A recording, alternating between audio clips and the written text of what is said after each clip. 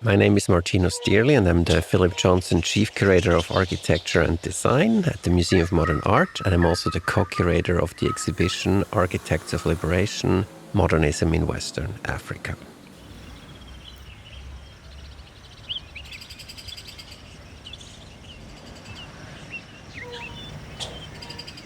In the decades following independence, countries across West Africa used architecture to imagine and build new national identities. During the 1960s and 70s, modernist buildings emerged as symbols of progress, self-determination, and Pan-African ambition.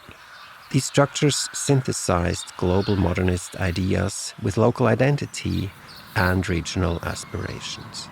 Some continue to serve their original purpose today, while others have been abandoned or face an uncertain future, making them important records of a defining moment in West African history.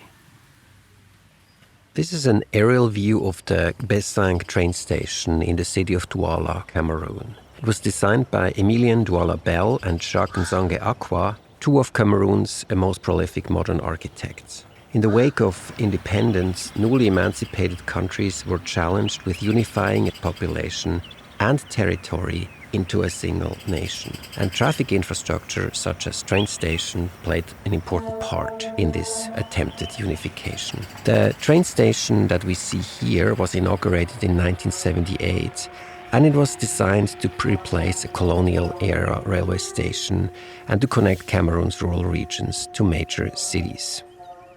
As you can see, the design is characterized by a very expressionist approach with a beautiful undulating roofscape as well as a stunning, spacious main concourse that spans nearly the entire length of the train station, which is built from glass, concrete, tile, and specifically multicolored aluminum slats, which give the building its unique character. Today, the building comprises a spacious hall with ticket counters, a shopping arcade, a restaurant, and a waiting room, as well as areas dedicated to conferences, the post office, and the railway police. The station's concrete structural elements, curved roofline, and monumental clock tower integrate modernist principles with practical climate adaptation, making it a landmark of functional and sustainable design. We now move from Cameroon to another country in West Africa, Côte d'Ivoire, specifically to the port city of Abidjan, Côte d'Ivoire's main port city, and specifically to La Pyramide, a building designed by the Italian architect Rinaldo Olivieri and engineered by the eminent Italian engineer Riccardo Morandi, built between 1968 and 1973. This building was part of an explosion of urban development in Abidjan, which was fueled by an economic boom based on cocoa and coffee exports. La Pyramide, a futuristic high-rise building, embodied Côte d'Ivoire's independence-era optimism and solidified Abidjan's status as a cosmopolitan hub. It housed apartments, offices, shops, and a restaurant with panoramic views of the surrounding city and Ébrié Lagoon. Visitors entered through a dramatic 3-story atrium framed by 2 tubular staircases and crowned by a metal chandelier. In the 1980s, an economic downturn hit Abidjan and the building fell into disrepair. Yet it endures as a testament to the city's bold vision and aspirations. Even though we can't see it today, the central space once featured a theatrical play of light and shadow, which testifies to Olivieri's early career as a set designer. We have now moved to yet another port city, this time the capital of Togo, Lomé, and we're looking at the former Hôtel de la Paix, which was designed by the French architect Daniel Chenut and built between 1972 and 1974. The facade of the main building features an expressive configuration in exposed concrete, as well as an elaborate color scheme also designed by the architect. The building as we see it today is no longer in use. There are, however, significant efforts in the architectural community of Togo to return this building to its former glory. Besides the exposed concrete, the building features a series of stunning murals, which were also designed by the architect. This is the first example of a domestic space the Scott House in Accra, the capital city of Ghana, which was designed by Kenneth Scott for himself and his family and completed in 1961. Homes for higher income individuals, such as this one, as well as for government elites, became sites for experimentation in materiality and form in the post-independence period. The British-born architect Scott, a long-time resident of Ghana, utilized a distinctly modernist language in his design for his elegant family home. It relied on an elevated box-like structure with movable louvers to facilitate airflow in the tropical climate of Accra. We now move from Accra, Ghana, to Senegal, and specifically to the Senegalese capital of Dakar. This is the International Center for Foreign Trade, or the Centre International du Commerce Extérieur du Sénégal, or also CICES as it is known. It was designed by Jean-Louis Marin and Jean-François Lamoureux, two young French architects, and built between 1971 and 1974. In the late 1960s and early 1970s, major examples of event architecture, especially trade fairs and sites for cultural festivals, were constructed across Western Africa. CICES is one prominent example. These projects were designed to articulate and announce the new nation's modern identities to their own citizens, to other African countries, and to the world at large. The triangular motif is a defining visual feature of the complex, almost obsessively reconfigured and repeated. It is not only prevalent in the pitched roofs of the pavilions, but serves as an organizing principle at all scales. Similarly large in scale and ambition as the international trade fairs are the many university campuses that were built in West Africa. We're here looking at the Institut National Polytechnique Félix Houphouët-Boigny in Yamoussoukro, the capital city of Côte d'Ivoire.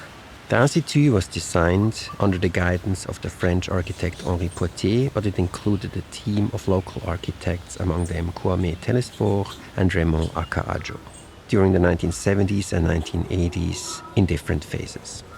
Universities like this one were established to train their country's brightest minds to address the most immediate social issues and steward their nations for generations to come. When President Félix Houphouët-Boigny chose his ancestral village of Yamoussoukro as Côte d'Ivoire's new capital, he dreamed of a university that would shape the nation's future.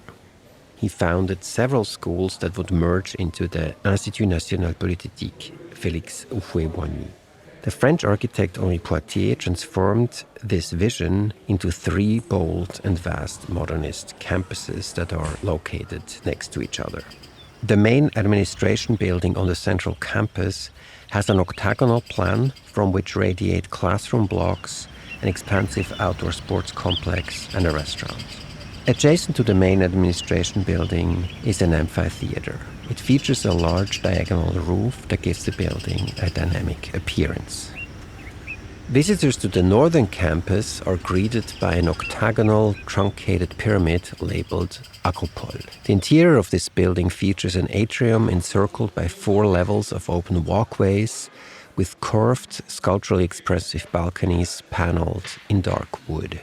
Reflecting pools bordered by double-story classroom blocks are situated south of the Hôtel. The third and southernmost part of this campus complex is organized as a square with 4 quadrants within. It is circumscribed by a facade of open arches that serve as a screen towards the interior space. Like Côte d'Ivoire, Nigeria too heavily invested in institutions of higher learning. Among them is the Obafemi Awolowo University, formerly known as the University of Ife. It was designed in part by the Israeli architect Aryeh Sharon, a Bauhaus graduate. Nigerian architects such as Tunde Oguni and Sebastian Kole Bankole also designed campus buildings. The complex was constructed between the 1960s and the 1980s in a number of phases. University campuses in particular were home to some of the region's most innovative building designs.